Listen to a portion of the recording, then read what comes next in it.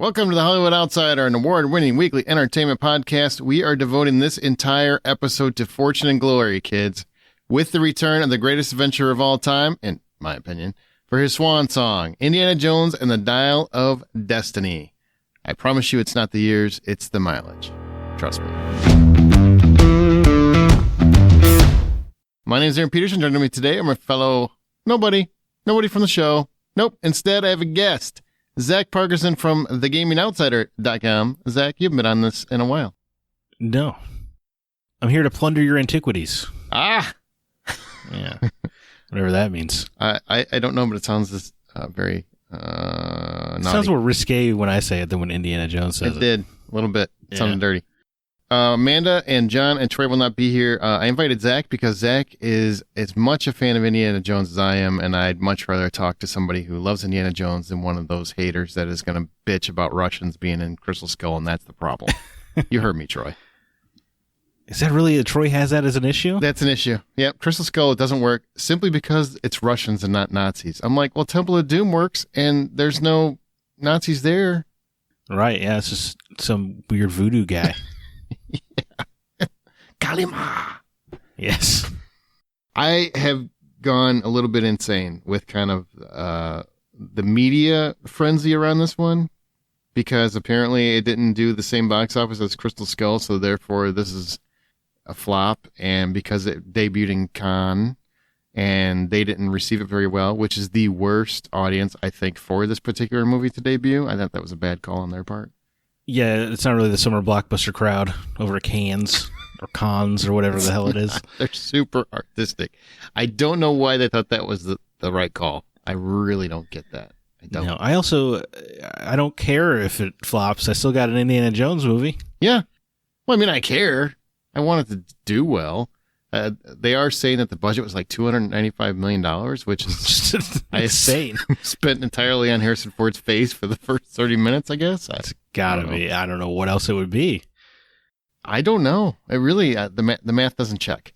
But I will say, it had a $60 million opening weekend. It's made like $82 million at this point. We're recording this a little after the opening weekend just because that was 4th of July. I wanted to do stuff. And it's the same as like Mission Impossible Fallout. And that was considered a hit, and the budget was stupid. So hey, it'll do better than The Flash. Can't do much worse. It really can't. No. That was also not a bad movie. I would not know. You didn't go see that? You refused? No, I can't. I can't see movies with CGI dead people brought to life. I can't do it. CGI dead people brought to life? Yeah, like the Christopher Reeves cameos. Oh, spoiler alert. Yeah. Hey, it's a spoiler cast, right? You should get spoiled for other movies. Yeah, that's true. I don't know how you would, if you exist spoil on the everything internet. but into Indiana Jones. That would be awesome. Yes, that'd be cool. I hear Ethan Hunt dies in the next Mission Impossible. Wouldn't that be wild? That's how you pass the torch right there. Yeah. Why not? Someone's good. I don't know who you pass it to. He would probably pass it back to himself, I'm sure. Yeah, if he could. He would just clone himself. I think that's what they do over there in Scientology, but that's a whole other story. So, Indiana Jones, Dial of Destiny. Let's talk about this. And remember, you can always find more information at thehollywoodoutsiders.com. Join our Facebook group, The Hollywood Outsider, or we're on Twitter at BuyPopcorn. Again, Zach, you can find him every week talking about games at thegamingoutsiders.com. We're going to do this real quick, spoiler-free, and then we're going to jump into all the spoilery goodness because for us, this is a big deal. It's a closing chapter of for me personally, my favorite film franchise. Where's this ranked to you? Why is Indiana Jones special to you? I guess I should ask that. Oh man, I've never really evaluated it. I mean, it's just you grow up watching the VHS tapes. I was born a little after they were in theaters, so you just watch the VHS tapes on repeat. And then for me as a video gamer, the Indiana Jones games were also very cool. Fate of Atlantis or Emperor's Tomb and stuff. And he's a cool character. I think he works better than a lot of action heroes for me in that he does get the crap kicked out of him all the time, and then he gets back up anyway. Yeah, he's resilient. Right. It's super cool, especially for like the era of the 80s action hero. He's pretty much the only one who, allowed himself to get so wrecked. And there's there's an endless charm to Indiana Jones and the music and the adventures and the solving of ancient riddles and it is the bedrock for so much other stuff I love as well. And where were you on Crystal Skull? Fan of it? Not a fan of it? I think it is good, not great. I think the first half is great. Yeah, it actually starts pretty strong. The aliens were a bit much when you actually see them.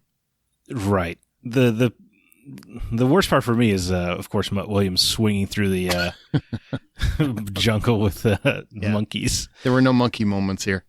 Thank God. Yeah, and the movie just made a lot of baffling decisions. Crystal Skull with like CGI, like you actually had Shia LaBeouf and Cate Blanchett sword dueling on cars. It's super cool, but then you surrounded it by so much CGI that it made them look fake as well. It's true. You could tell they were totally on a stage somewhere. Yeah, so it was a bizarre series of decisions. And the one thing I've never understood, so you're making a sequel to 3 movies that were really grounded in practical, wild stunts, but mostly practical effects. And you decide to add CGI prairie dogs, monkeys, and fire ants for no good reason other than we can. Yeah. Inexcusable to do the Paramount fade to a groundhog in that movie. God. For instance. Oh, that's making me mad.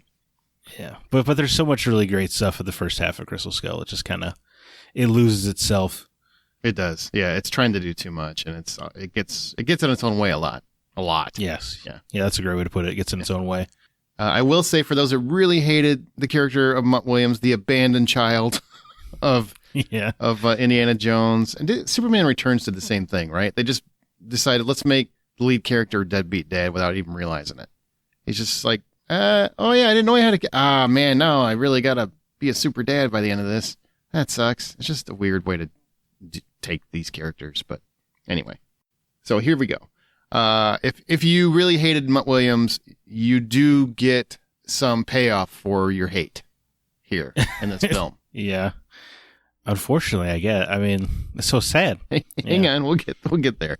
Here's a description, all right? Here's what this one's about. In 1944, Germany has lost. Spoiler alert, they did lose. Real life? We open with a rousing train chase sequence as a de-aged Harrison Ford stars as Indiana Jones, who is trying to escape Nazis while saving fellow archaeologist Basil Shaw. He's a new character, and the treasure known as the Antikythera. And I'm going to say that probably wrong at least 20 times. I don't want any email. I don't care. All right? Antikythera, right? Is that right? Close? I can't. It's a weird word. Antikythera? I feel like you almost don't pronounce that H, but I can't remember now. I only saw the movie once, unlike you. Yeah, I saw it twice already.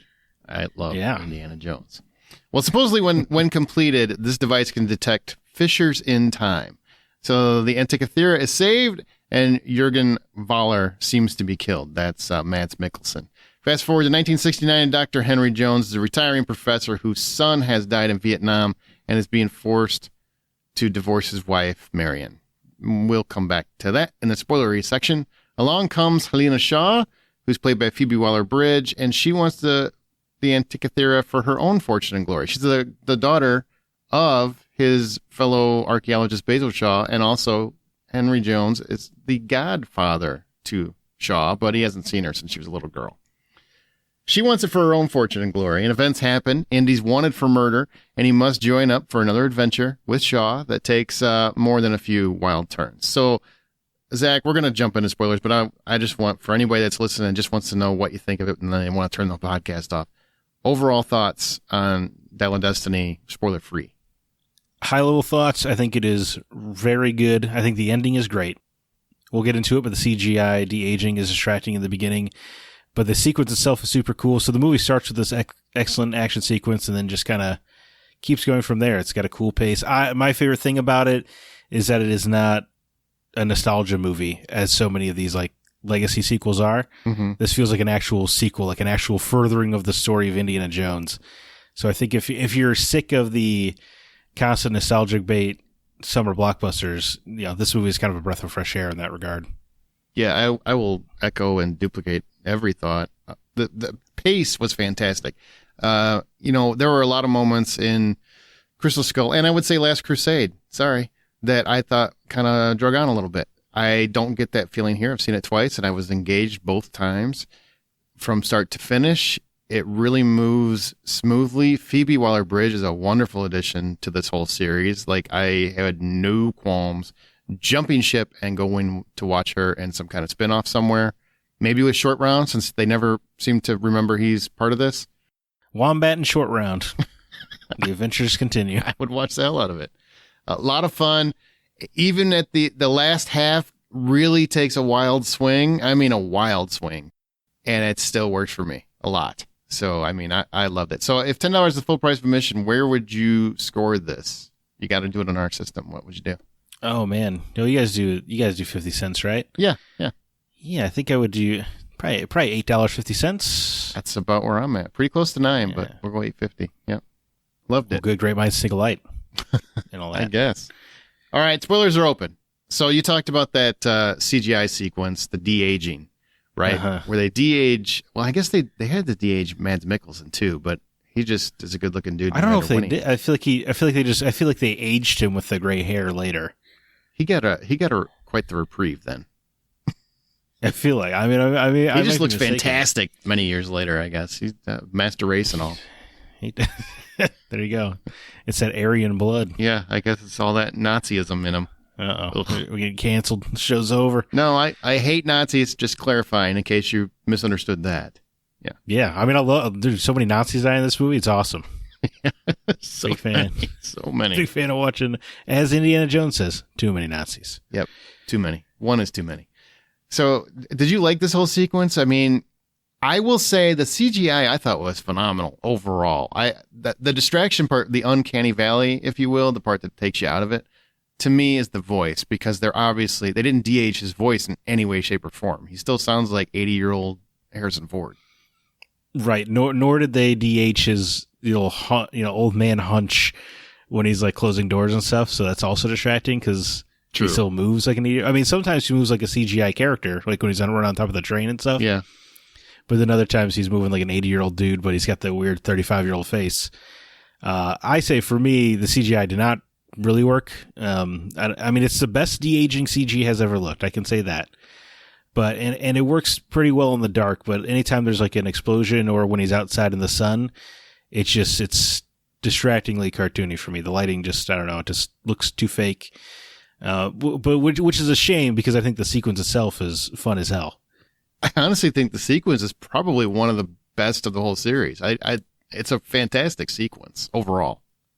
Yeah, I think the opening is exceptional. The first 30 minutes, you're just getting so revved and ready. It doesn't do the Indiana Jones thing that I love in the original trilogy, where every movie opened with like the end of his last adventure. Yeah, this is kind of set up for the one we're watching, but that's okay because it was pretty kick-ass. I mean, it was similar in context, right? You did get if you feel like you got two Indiana Jones adventures in one movie, as usual. Yeah.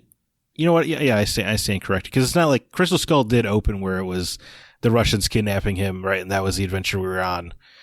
So this is a little bit more of, an adventure that ended that now, it's coming back to haunt him in the present, as it were. Yeah, what are you going to do? I really dug this scene. I like the setup.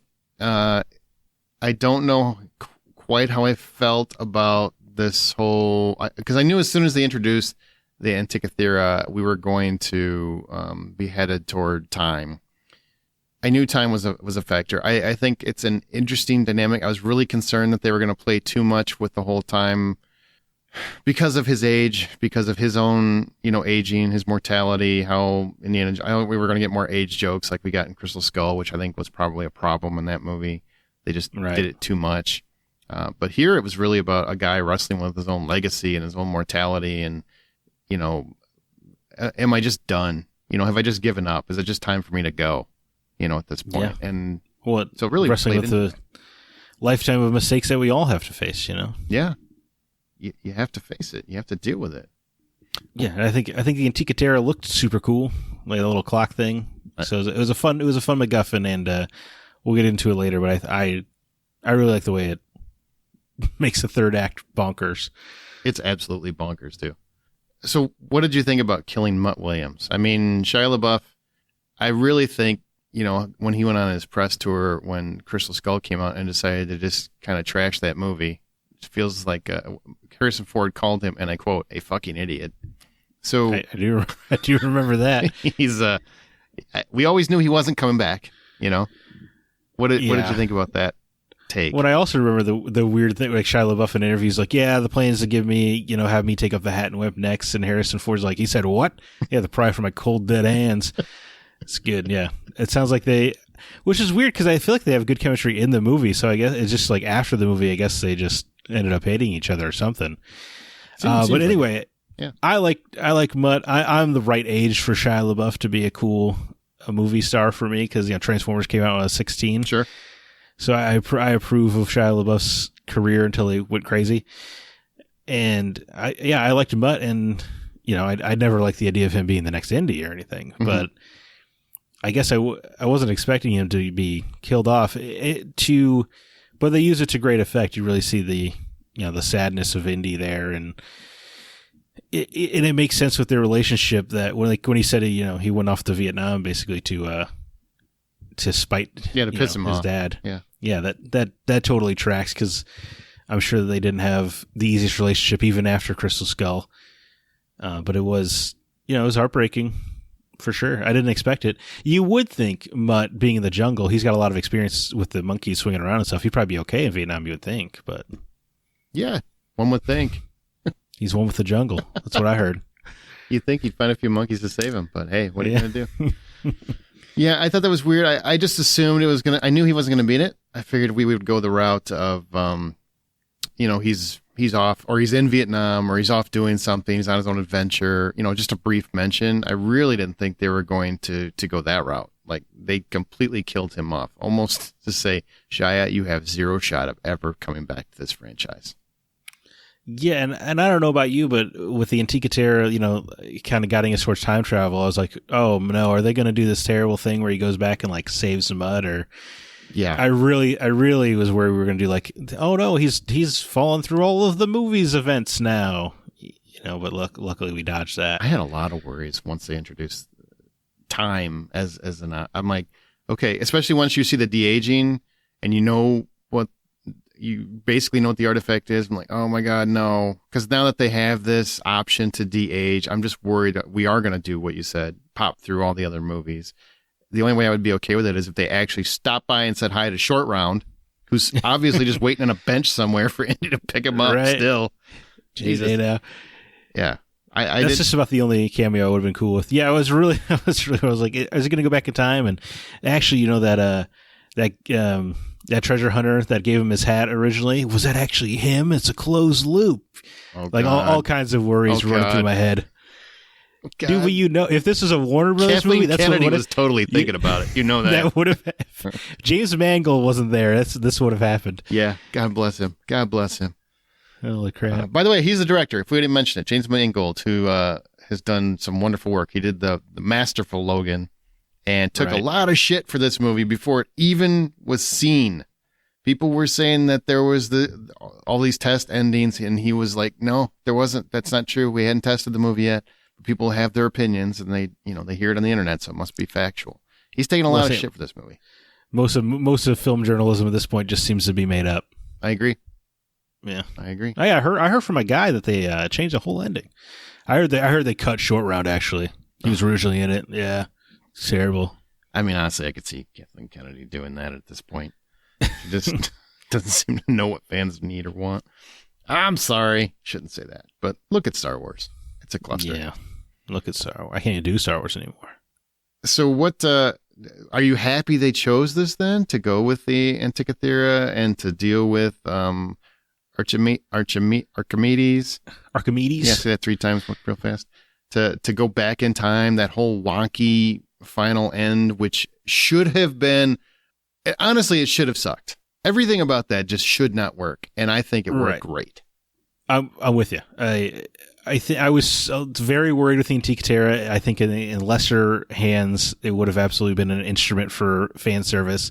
But I thought it worked well because it opens up this potential time travel, but actually it only goes to one fixed point in time, right? It's just Archimedes calling for help. I think that was a cool subversion because it was never going to be able to do what the Nazis wanted it to do.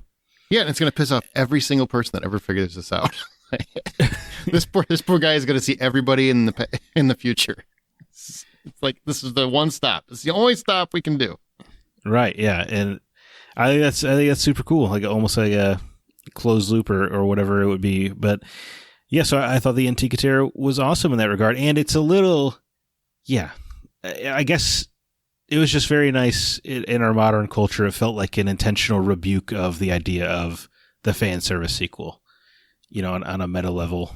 Well, and it actually gave Indy kind of a look at everything he had spent his whole life chasing. You know, he's been living in the past his entire life, and now here he is coming to the end of his life, and he finally gets to see the past, and he just wants to live there for his own personal reasons. He wants to just die in what he loves. But, you know, thankfully, Helena is smart enough to know that the butterfly effect exists, and his real love is back in 1969. Just needs to work some stuff out. But it was cool to see him just begging to just let me die here. Just let me be. And I thought everybody in the audience thought he was definitely going to die in the past. Well, yeah, they even play the heroic music swell, right? When he's putting on his hat and saying he's going to stay, or he's like, I have to do this. I would not have been upset at that ending, but I think the ending we got was definitely far better. Of, you know, you have to let history go. History is where it is, you know, for a reason.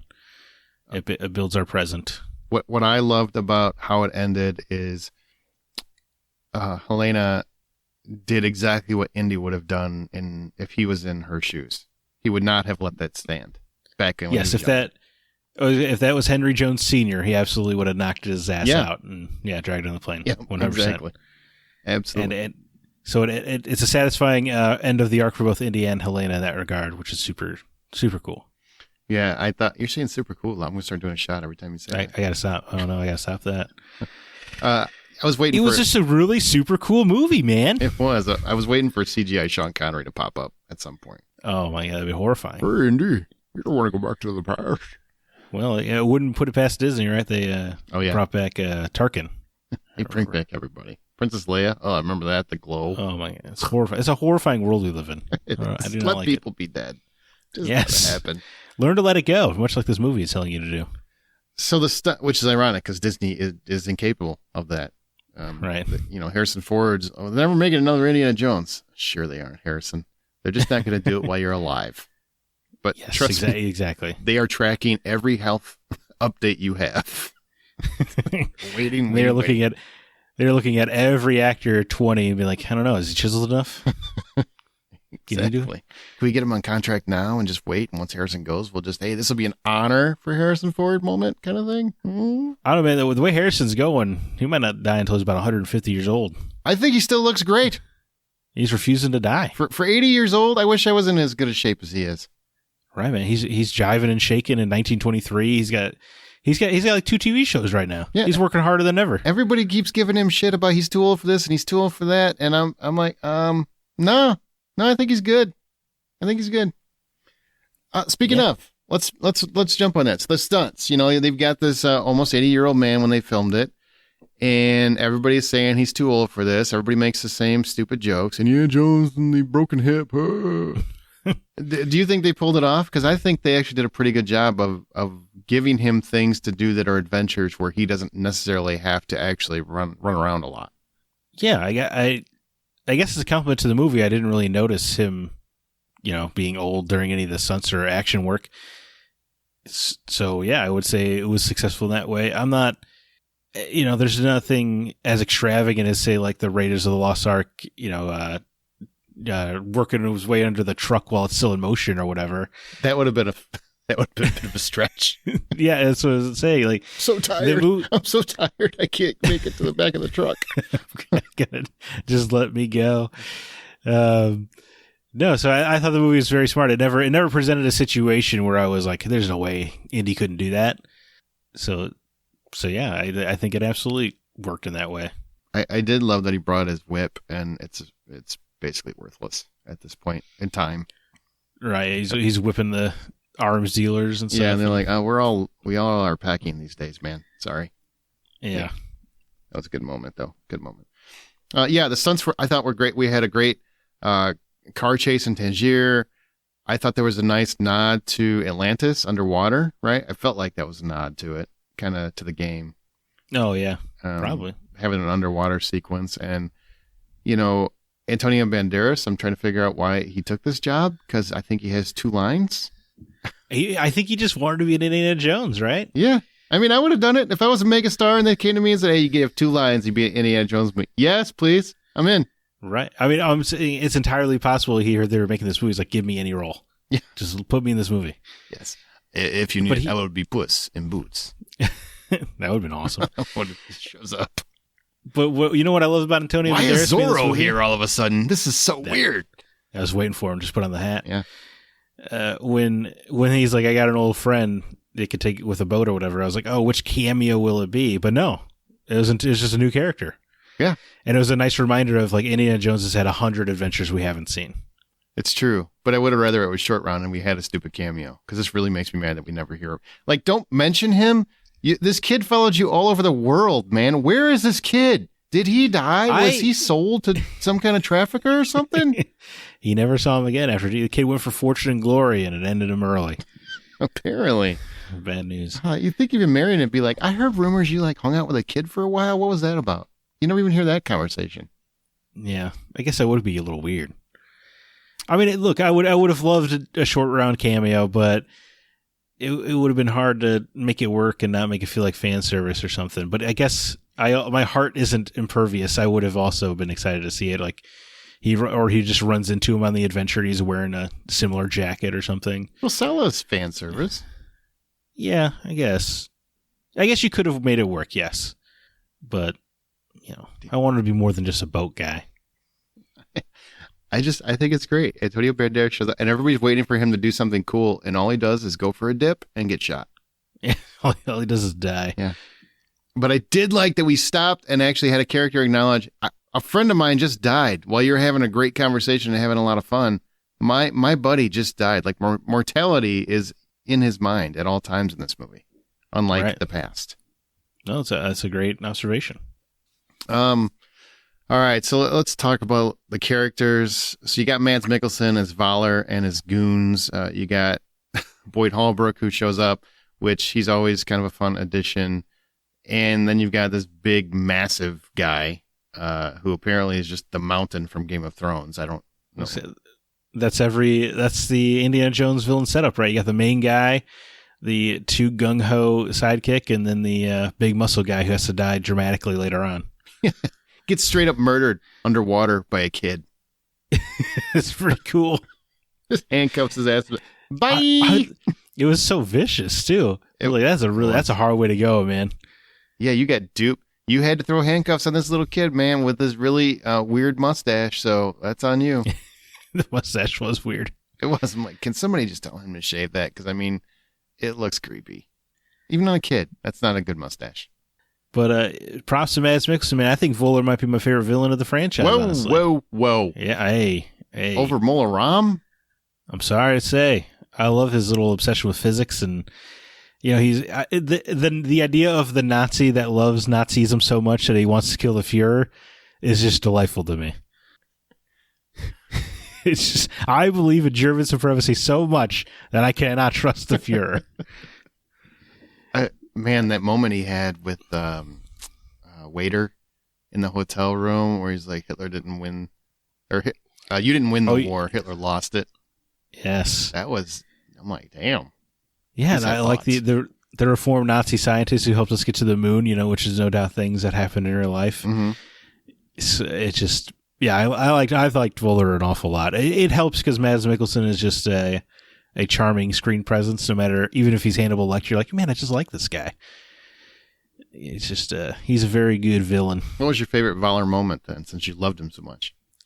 Well, I think you just said it. Oh, okay. That moment with talking to the very, you know, obviously black waiter about how, well, especially in the way he's like talking him down, is like, do you feel like you won? Oh man, you know, here you are serving me food, and then just makes you want to punch him in the throat the whole time. Exactly, every time he's speaking. Yeah, it's so good. And I like later on with the Continental Drift scene where he's like doing the math in his head. He's like, oh crap, Indy Jones might be right about this. Why didn't I listen to the guy who spent his whole life doing this? Damn it. I thought I'm so smart. I think I love really when Helena Shaw leaps in the car on Tangier and grabs his tie and his choke from the back of the car. And his facial reactions are just like, oh my God, I might go. This is awful. I thought that was a great moment. That's what I think makes him a fun villain. He's obviously not the getting his hands dirty himself sort of dude. Nope. Which, I don't know. His scumbaggery was next level to me. It was pretty good. And I liked that everything was based in mathematics. It wasn't some deep-seated religious artifact or anything else. He was pursuing it because it was mathematically accurate in his mind. Right. He thought it was going to take him back to just the right day. Like it was the DeLorean or something. I guess Basil Shaw did come to the same conclusion. Yeah. Yeah. This is random, but that second flashback scene where it's Indiana Jones with the CGI face and they just gave him gray hair. Yeah. It was so funny. I was like, well, he still got the smooth face from when he was 35, but you just toss a little gray on there. You think everyone's like, oh yeah, okay, now he's ancient. Just frost the tips, man. It's like, why couldn't you just put some makeup on Harrison Ford?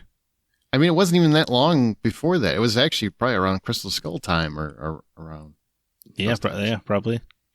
I did have a friend of mine ask me, why couldn't they just stay with characters that were already in the universe? And I'm like, every Indiana Jones movie has new characters. That's kind of one of the beautiful things of it.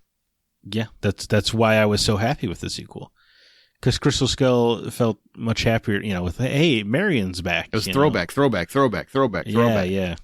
Hey, remember, he doesn't like snakes. Wouldn't it be crazy if he grabbed one like a vine to get out of this quicksand? Yeah, that was a stupid moment. It was pretty stupid. Like here, this worked. I mean, when they have the eels in there and they're kind of, his obvious fear of anything slippery and slimy. Oh. That was so much more terrifying, I think, when he's in the water trapped with the eels than anything with throwing the snake. Grab it, and Shia's awkward. Just grab it, and he's just holding the snake just like it is a rope. It was the dumbest thing ever. The snakes don't just sit there waiting for you to grab them. Yeah, it was pretty dumb, man. Sorry. Just got back on that. Just made me mad. What'd you think of Short Round 2.0? Teddy here. Teddy was okay. I like, he didn't light my world on fire or anything. But I liked him for Helena, to show us a little bit. It sold more of the, the reflection of Indiana Jones that she is, this younger, kind of more. She reminded me of Nathan Drake a lot. Oh. If you ever played the Uncharted games. Yeah, absolutely. Especially the way in the first game or the prequel, the way he's always just conning people. But I think giving her the sidekick, showed us it made the comparisons more obvious between her and Indiana Jones, I guess. And I like that that they set up his love of airplanes before he eventually flies a plane. Yeah. So that way it's not totally ridiculous when he starts taking flight. Yeah, I wanted to call that scene just foreshadowing.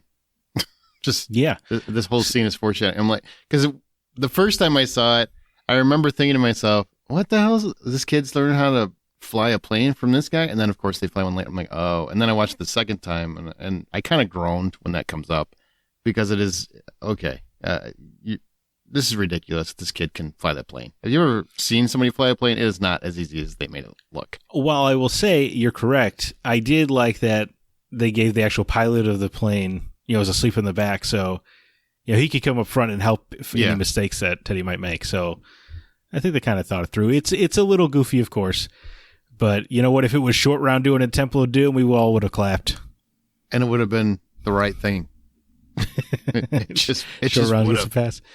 He's pretty good. He's a pretty cool kid. I'm just saying, Short Round and Willie are really kind of heroes of Temple of Doom. They don't get the appreciation they deserve.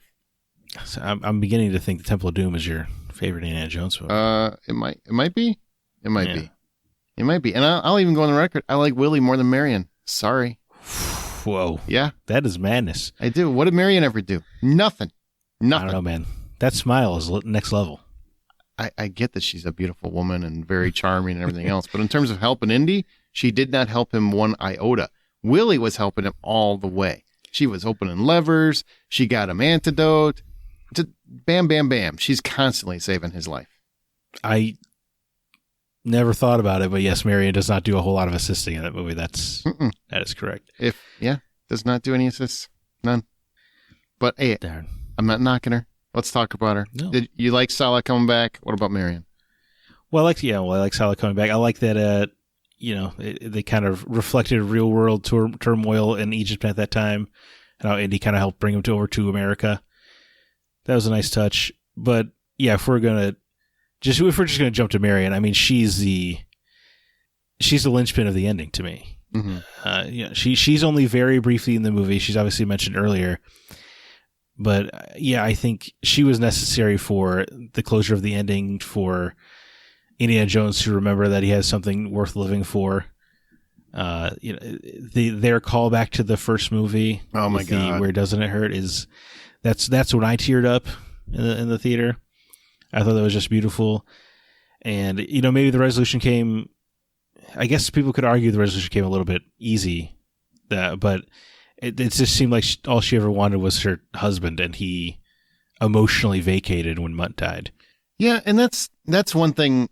I agree with everything you said. I wept as soon as the callback to everything hurts and where does it hurt and where doesn't it hurt. Just that whole throwback to Raiders where they first kiss and Raiders is just a beautiful moment. I mean, it got me right in the heart because as soon as it started, I'm like, this is what's gonna happen. Like a total idiot. Second time worked just as well, maybe even a little bit more.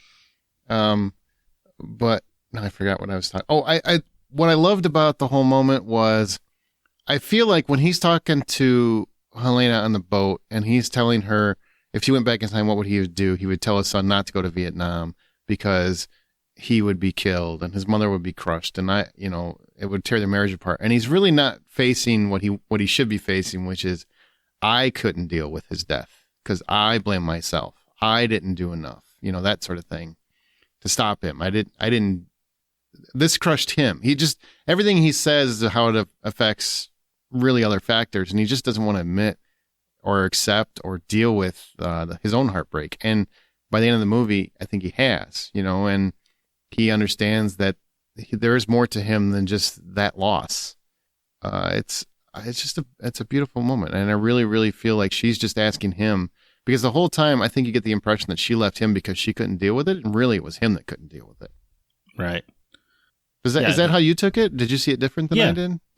No. I think you're totally on the money. And I think when he's talking about Mutt, he does kind of say something along the lines of, because his father wouldn't know how to be there for his mother or something like that. I can't remember the exact line. So he seems aware of it, but he also seems to refuse facing it, and then by the end, through this adventure, maybe because of seeing Helena, a goddaughter that he also wasn't there for, maybe he was reminded that you can live for yourself by living for other people as well. Yeah, because when old man Harrison Ford is like tearing up, saying when Helena I had to bring you back. And he's like, for who? God, that was so good. Yeah. I'm gonna come back to that, his whole performance, but man, that was so good. Absolutely. So Marion, love seeing her. Great end to the arc of the movie. And the actual line, since you brought it up, I would tell him that he would die, that his mother would be overcome with a grief so intense that his father would be unable to console her, and that it would end their marriage. He's not dealing with his own grief in that moment. He's talking about everything else. Right, yeah. He's hyper fixating on her grief. Right. And she wanted her husband back. Right. And because and you're right, he would refuse to face his grief. How could he be there? That was a great, honestly, fantastic ending. So much better than the wedding in Crystal Skull, which we thought would be the ending. Yeah, I do like the saccharine sweet ending of Crystal Skull. Yeah, I do. But this was far more emotionally powerful. This one's actually going to stick with me. Even the hat getting ripped off the clothesline, implying there are more adventures. Well, yeah, that or Mary just likes the way it looks on him. You know what I mean? Role play time. Yeah, but I did like the obvious visual metaphor of hanging up the hat, and then he rips it down. Not so quick. Not so fast. Yeah, it's good. I like that. Okay, so final two character Helena, Phoebe Waller-Bridge. I think a lot of people know who she is nowadays. If you don't know, she created a TV show called Fleabag, which is great. She was the creator of Killing Eve. She did the first season and kind of went off to other things. She's just a great writer and also a very fun actress to watch. But what did you think going in? Did you know her going in to this? No, the only thing I knew about her name is that she's writing a Tomb Raider TV show. Oh, of course you would know that. You're a big Tomb Raider fan. Yes. That is the only recognition I had of her name. I didn't even know she was an actress until I saw the trailers for this movie. So I guess I'm out of the loop on Fleabag. However, it's worth watching. She's taken a lot of heat on this movie, and obviously it's totally unwarranted because she acts so similar to the very popular Uncharted game. She acts a lot like Nathan Drake when he was young. The way she's trying to flip artifacts in that room and stuff, it's all very reminiscent of those games to me. So I like Helena a lot. I thought she was a lot of fun. I like that she wanted these treasures for actual fortune and glory, very personal fortune and glory, right? Mm-hmm. She went at first, and then I like that through the adventure with Indiana Jones, she has to face the fact of, no one dedicates himself this hard to finding an artifact and memorizing journals for money. Yep. So I like her arc of having to realize, she's just been lying to herself about this. It's almost very much like she is very much Nathan Drake, sure, but also Indy in Temple of Doom, which is a prequel, if you didn't know, to Raider. So very, if you notice in Temple of Doom, he's all about fortune and glory, but after that, everything's got to go to the museum because he understands the impact that this has on the world now more. And I feel like she got there too, very similar to him in Temple of Doom, that she's now where she needed to be. And she did take a ton of shit for this whole movie. I mean, just if I heard woke one more time, I'm just going to punch somebody in the face. I swear to God, I'm so tired of that word. I'm just tired. It's a meaningless word. Yes. It means nothing now. Pointless. And if you actually go back and look at the history of it, it was very impactful and for good reason when it first became. And then, of course, a bunch of idiots took it over and made it something, whatever. Right. But this isn't woke. This is actually a very interesting character that is phenomenal to watch, that I enjoyed watching almost as much as Harrison Ford, which is a pretty big accomplishment in a freaking Harrison Ford Indiana Jones movie for me. And I loved everything she did. There's little moments that she had that I just thought were fantastic. There's where we first meet her and he's teaching a class, which is always the most boring parts of these movies. It's exposition alley. And she's over there and she looks at one kid and just bugs her eyes out, and I laughed my ass off. I think that's just a brilliant portrayal, and it just, for no reason whatsoever, just pops her eyes out at this kid, like, ooh, look what I did. I'm so smart. And she has a lot of those moments. She really, like, just makes her performance pop, and even when she's mad at Indy, she's still very charming, always engaging. Like, I think she's fantastic. Absolutely fantastic. It's so funny. So funny. I mean, I didn't even think about her arc mirroring his arc in Temple of Doom because I guess I'm dumb. I've seen Temple of Doom way too many times. Yeah. I mean, obviously the Teddy and Short Round comparison's pretty on the nose, but yeah, no, you're absolutely right. And you don't think Indiana Jones at that time, because people are really mad that she like talks down to Indiana Jones. Like, you don't think Indiana Jones would have talked down to some ancient adventurer at that age as well? Of course he would. It's just it's totally unfair. I don't want to get into the culture war, but yeah, I think the reception of the character has a lot more to do with her gender than anything. Which is just whatever. It just pisses me off. And honestly, if you really want to talk about Marion Ravenwood was way woker. So I don't understand your argument or it's just shut up with that nonsense, please. Just please. Yes. It's drives me nuts. And not for nothing. She's great. Absolutely great. She is great. And what I think the movie does well in regards to her and Indiana Jones is that he's still solving most of the mysteries. She is too, though. She actually, I mean, she finds the location. She figures out exactly where the other piece is that's going to lead them to the second half of the dial. She figured that out. So they're doing split duty. Right. Yeah. But like when they're in the tombs and stuff and he's doing the water displacement puzzles and reading the the sarcophagus and stuff, that's him in his element, and he's rightfully taking charge there. Or I guess even Teddy makes a joke to Helena that, what is this guy in charge now? Like it's out.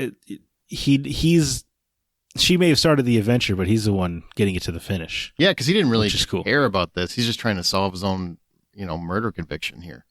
And right, I guess. Right, which is he still wanted for murder? Thank you. I don't understand what happened at the end because it's like that never happened. I'm like, did he have a bloody fingerprint at the crime scene? I know fingerprints were a thing then.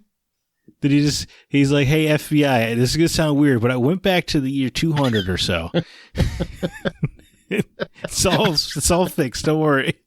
How do you sell this story? I guess they can write it up. Okay, look, he's obviously got dementia because this guy just told me he went back to 200 BC or whatever it was and hung out with this dude that built a time machine. I mean, he's wackadoo, right? Right. He's old. He doesn't have long. Let's just leave him at home. It's fine. But it is very much. I've seen it twice, and there's nothing that I caught. Maybe I missed it. Where they actually wrap that story end up comfortably. Yeah, I don't see how they could have, right? Because the dial isn't a time travel thing, so it's not like Helena could go there and wipe his blood off. So like they just come back and he's still a wanted man. Mm-hmm. So I love James Mangold, and I think this is a great movie. On the same token, that's one that was dropped. It seems like, unless I missed it, maybe it was a news thing that I just didn't hear it. Let's hope. Yeah, I hope it was a newspaper somewhere. Something. But this movie was so good, it made me stop caring about it. Put it that way. Yes. Yeah, it is hard to get wrapped up in it. Another thing, the spear that stabbed Jesus that they find being a fake or whatever, mm-hmm. but he says none of the other artifacts are fake, right? Right. Is it supposed to be that they made that like the spear is made out of the metal from the plane that crashed or something like that? And therefore, it's not actually a fake. Oh, yeah, yeah. Actually, that makes a lot more sense. I did not think of that, so that's a good connection. I was thinking about that on the drive home. I was like, if that's pretty clever, then actually, yeah, that would be very clever. Kind of like along the same lines as they find the watch, right?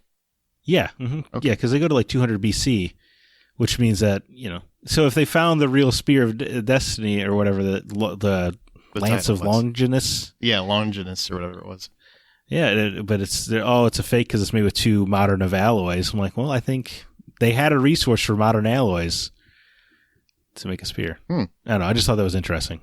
That is interesting. And what also is interesting is that Henry Jones is still wanted for murder. God damn it. He's got to be, right? He's got to be. I guess that's why he still needed the hat. Because he's like, on the lam. The FBI was knocking on the door. He's like, "Oh, we got to get back to adventure." That's funny. All right, so let's talk about Indiana Jones and Harrison Ford, and because I want to go on the record that this is his fifth run, Indiana Jones. It's a phenomenal movie performance, in my opinion, and I would dare say, and I haven't disliked any of them. Even Crystal Skull, I think he did everything he was supposed to do. I find this to be his best overall performance because there are moments that are very, very powerful. It's not just action. There's real acting going on here. Yeah, I can't find myself disagreeing with you. He's had more, charisma or charm in the past entries, but for what this movie is going for, like he nailed it. He was doing stuff that I didn't know Harrison Ford would even care to try to do, because you always get the grumpy old man Harrison Ford in interviews, right? Yeah, I figure that is Harrison Ford. I think it's just him. Yeah, which is awesome. Yeah. Good for him. Yeah, absolutely. But in this movie, yeah, there are several kind of tear-jerking scenes where he's giving the performance of his lifetime. Honestly, it's you can tell that this is Indiana Jones' last adventure, and it's Harrison Ford's last big adventure. And you're a big Star Wars guy. Right? Or you were, I don't know. Are you still? Yeah. Well, they murdered it out of me. Okay. Well, they could do that. I had too much content, right? Exactly. Yep. But it's amazing to me how he was willing to go back to Star Wars and just get killed off because he just wanted to be done with it and probably stop hearing about it. He went back to Blade Runner, so he's going back to all his historic roles. But this is the one role it feels like he really cherishes this. Like this is the most important role to him. Based on every interview I've ever seen, based on every conversation I've seen him where he talks about his history. And why do you think that is? Because the guy's iconic. He's had some masterful hits. He's one of the biggest box office returning actors of all time. Why do you think Indy is the best for him? Any thoughts? Well, I guess I'm sure part of it is just that, he got to, this would be his first major franchise where he was the lead role. But I'm sure there is some of it where, it's left such a legacy all these decades. And I don't want to, I do want to call out Star Wars fans. They're pretty obnoxious, whereas I feel like Indiana Jones fans he's met through the years are probably more reserved and capable of talking like a human being and really kind of telling them, what it means to them and stuff. Instead of being like, well, actually, Han had the DL-43 blaster in Return of the Jedi, but he should have had the DL-44. I mean, what do you think happened? It's just a different world. Yeah, that's fair. So I just feel that it's probably brought him a lot of joy, whereas, some other roles might not have, or even think about Blade Runner, right, which is a historic role, but think about how tortured that movie's development was, or how the version of the movie they made didn't even come out till 2007 with the final cut. Yeah, something like that. Yeah. So I mean, I think it's got to be just this bright spot of, wonderful filmmaking, and he's working with these two guys who couldn't be more excited at the time, George Lucas and Steven Spielberg, right? They're best friends, just making movies from their, replicating the things they loved from a childhood. So I'm sure it's probably just nothing but fuzzy memories with this character. And, not for nothing, but how many characters are recognizable by their silhouette? It's true. Yeah. This is definitely a legendary film character. Yeah, like when those old trailers said if a venture has a name, it must be Indiana Jones. It's true. You think about all the often replicated, but never, mastered, right? These movies, like people always try to do their spin, whether it's National Treasure or Sahara. People always try to make Jesus, that's a pull. People are always trying to make this kind of movie, but nobody's done it as well. So it's not every day you kind of inspire a whole new kind of character and a whole new kind of movie for 40 some years. Yeah. It's what about you? What do you think it is for him? I mean, along the same lines, I think this is a more articulate character. It's more grounded, more level-headed.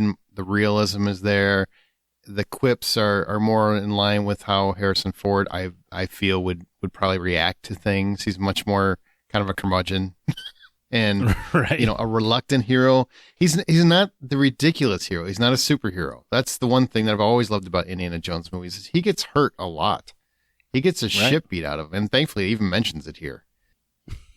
Oh, yeah. Going by when he's trying to climb up the rock wall and he's just calling out his injuries. Yeah. It's pretty good stuff. Yeah, that's what I was talking about at the beginning of this episode. That's one of my favorite things about him. It's beautiful. Absolutely. He is not bulletproof. He is not. Although I will say, he gets shot in this movie and it's kind of in the chest, and he really does live a long time. Oh, in the shoulder. It wasn't the shoulder. It felt more like it's left like chest. In between. Yeah, I get what you're saying, but no heart. Come on, heart's not there. The heart's not there. Right. So.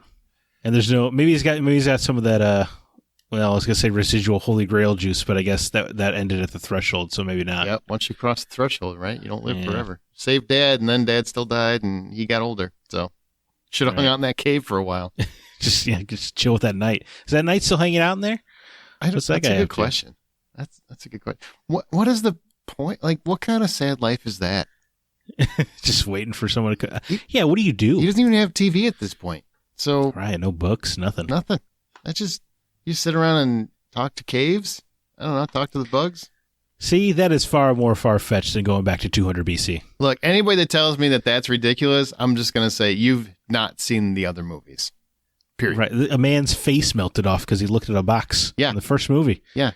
And it went straight up to God and stuff. It did. It's true. Like, just, I don't understand. And it neatly closed itself afterwards. How kind. There has always been an outlandish element to these films. Always. An outlandish, otherworldly, supernatural, however you want to look at it. Yeah, and this, and they explain it more with mathematics here than magic, so, it's not over the top. I still think it's just a masterstroke that you go back and there's only one. Everybody's all excited about time travel, and you can only go back to one moment in time, and it sucks. Yeah. It's not even a good moment. It's the middle of a battle, just because Archimedes needed backup. It just sucks. No, I think that it was a super cool twist, an excellent subversion. And it works because there's a good 10 to 15 seconds where I first saw the battle, and I'm like, oh, now I get what's going on here. Where I went, that kind of looks like Army of Darkness, and that's not a good thing. But it got better. That'd be awesome. Did you hear a chainsaw revving in the background during one scene? Thank God somebody else showed up. Yeah. Can't wait for that. Can't wait for that comic book. God, love this. Love this as a cap. I'm so glad they made the movie personally, because I feel like they righted a wrong. As much as I didn't hate Crystal Skull, and I love how it ended. It wasn't I couldn't tell people that was a great Indiana Jones movie. I just thought it was a good enough movie, and I just rewatched it. It's a movie I would have to recommend with reservations, whereas this is not. There are no reservations. This is just a genuinely good movie. I think even if you weren't a big Indiana Jones fan, I think you could enjoy this. Man, and when this debuted in Cannes, I always get it wrong. I have no idea. I don't care. It There were about 100 reviews that dropped on Rotten Tomatoes, right? So the critical score was around 50. And everybody said, wow, this movie sucks. It's bomb, blah, blah, blah. And James Mangold said, look, I'm very confident. He was on Twitter. I'm very confident I made a very good Indiana Jones movie. I think this is a very good movie. Just please wait to see it. Then it's caught up now. Reviews have caught up, and it's like 68%. So it's positive now. And the audience score is 88. Yeah. 88. It's at the time of this recording. It's through the roof. People are loving it. So to me, just if you want to see it, go frickin' see it. It's a great movie. Yeah. Couldn't agree more. Genuinely great movie. Anything you want to say in closing on that? On this as where does it rate in the series for you? Do you want to see more with Helena Shaw? I mean, anything? I will say I do not want to see more with Helena Shaw. I feel like this is the end of Indiana Jones for me. It's a perfect capper. I respect wanting to see more Helena Shaw. I understand if people want to, but for me, it's just this is the end. Well, until Harrison Ford dies and Disney, resurrects it behind his back. they might just CGI his ass and make more of them. I don't know. Yeah, but no, I mean, it is such a great ending to the franchise. I'm super happy we got this. Much like you, as much as I like the Indy Crystal Skull, I think this is a better place to end the franchise. I'm glad we got this one last adventure. And, I think it's a beautiful movie. I still think, all three of the original trilogy rank above it for me, but it's certainly above Crystal Skull. But it's hard to top those original movies for me. I would put it really close to Last Crusade. For me, Last Crusade is number 3. Temple of Doom's 1. Raiders is number 2. And yes, I do think Raiders is a better made movie, but I enjoy Temple of Doom better, so that's what's going to be my number 1. Well, similarly, Last Crusade is my favorite. Is it really? Yeah. Why is that one? I think I've talked enough about Temple of Doom, so why is Last Crusade your favorite? Oh, it's all the stuff with him and his dad and their inability to talk. It reminds me of me in my 20s and my inability to have conversations with my father. But the way they, it resolves by the end. And let it go, like when he finally says his name, Indiana, let it go. Mm-hmm. Oh, that's a beautiful movie moment. And it's just it's just a lot of fun up until then. I like the solving of the puzzle with the Roman numerals. And I like that they both banged the same Nazi chick. Yeah, that was actually that's twist. So funny. But I agree with you. Raiders is number 2. No shade of Temple of Doom. Love it to death. Raiders, you're right, is it's certainly the best made movie of the trilogy. But so I agree with you there. Probably of all of them, honestly. It is. I've often said I think Raiders is a perfect film in terms of production. There's no lulls. It flies. Everything is interesting. The characters are wonderful. I just like Temple of Doom more because it's like nonstop fun to me. So. Yeah, I'm with it. In film school, I wrote a paper that was Raiders of the Lost Ark is the only perfectly made action movie. I would agree with that. Yeah, Die Hard would be close, but I love Die Hard, but there is nothing. Though there is nothing I can think of right now to improve Die Hard, there is literally no way you can make Raiders of the Lost Ark a better movie. No, you can't. One thing that I would note, and I hope, James Mangold, if you're listening, I just want to let you know, you made a better Steven Spielberg movie than the last Indiana Jones Steven Spielberg movie. That is true.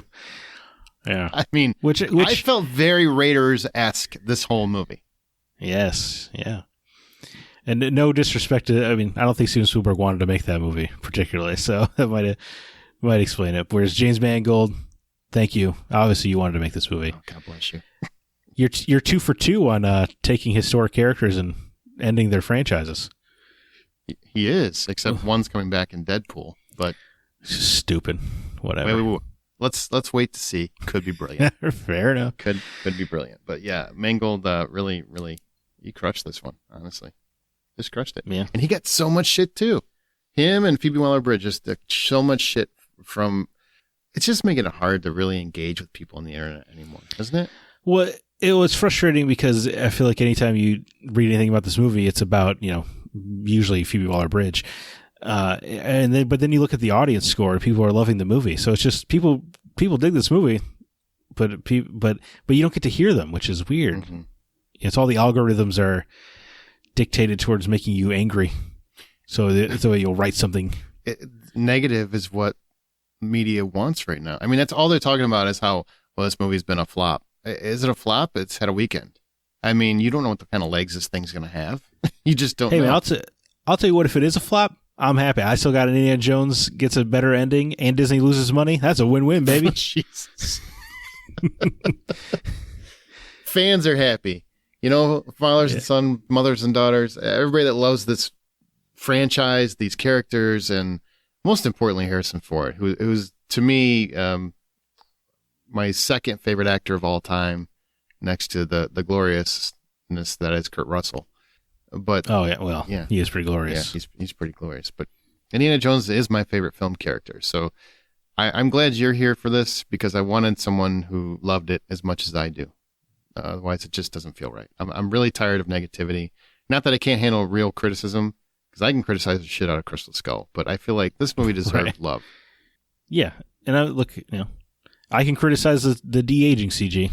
I can do that all day, but there's not a whole lot else to criticize in this movie. Isn't it weird? And even wasn't it weird when his old ass was talking? With his young ass face, and you're like, I know what you sounded like at this face. Yeah. Dude, I just watched Raiders last night before I saw this movie, man. I know what you sound like. You don't sound like a grandpa mumbling in the recliner. It's probably where he did his line. It's where he did his ADR. He's sitting down drinking a beer going, oh, yeah, let me get that real quick. Yeah. Nazis. I don't like them. Yeah. Sorry, you started to say something about the de-aging? I was going to say, but even that, I criticize it, but then I'm like, the sequence is awesome, so I don't know. Yeah, it's a pretty great movie. It is, man. I've seen it twice. Liked it just as much. Actually, maybe. And I will say I saw the in 4DX the first time, which is have you ever seen a movie like this or deep? No, is that where they rock the chairs? Yes, and stuff, it's like you're at a theme park ride. The chairs are bopping around. You're getting sprayed with air every time a gunshot breaks out, and it's cool. You really? Yeah. Wow. Oh yeah, it's pretty cool. And water sprays on you if there's a water sequence and stuff splashing and whatnot. You were getting wet when the eels were there? I don't remember if it's when the eels were there, but there was some definitely water splashing on me. And, and you have to wonder, like, where's this water been? But besides that, and the chair, like, every time you're in a car chase, the car goes right, you go right. It's just like you're in a theme park ride. Okay. It's great for an hour. And then you get really numb and unconscious. Yeah. And I'm starting to wonder if I have CTE, like those kinds of concerns. Yeah. That sounds expensive. It was like $20 a ticket. Yeah, oh my God. It's worth it. It's worth it. For an hour, apparently. But I would not do it for many movies. It's one of those, it's got to be a special occasion. Could you imagine a Transformers movie with those seats? Oh my God, you'd be dead. No. Yeah. Does it rock every time you transform? Oh my God. Oh my God, I got concussed. They say it just squishes you in the chair. All right, well, thanks for doing this with me, man. I really do appreciate it yet again. Where can people find you, of course? Oh, yeah, you can find me at the Gaming Outsider, your sister podcast every week. where I use my expertise video game knowledge to correct our host Scott Clark's misinformation. There's a lot of that. He doesn't do enough research. You hear that? Kid, I keyed. And always, you can find us at thehollywoodoutsiders.com. And, there's a ton of podcasts. Go find them. But that's going to do it for this episode. Thanks, everybody, for listening. That's all we're talking about this week, because this is a movie that was on my most anticipated of the year list, and it has lived up to my own hype. So, Indiana Jones, The Dial of Destiny is great. I'm going to let you guys go. Remember, the next time you head to a theater, I normally would say or stream comfortably from your couch, but no, go to the theater and see Indiana Jones, The Dial of Destiny, because I believe it deserves to be seen on the big screen, and buy some popcorn. Right? Right? Yeah, buy popcorn. Yeah. No such thing as a bad game. Games that aren't for you. Shit. Take care, everybody.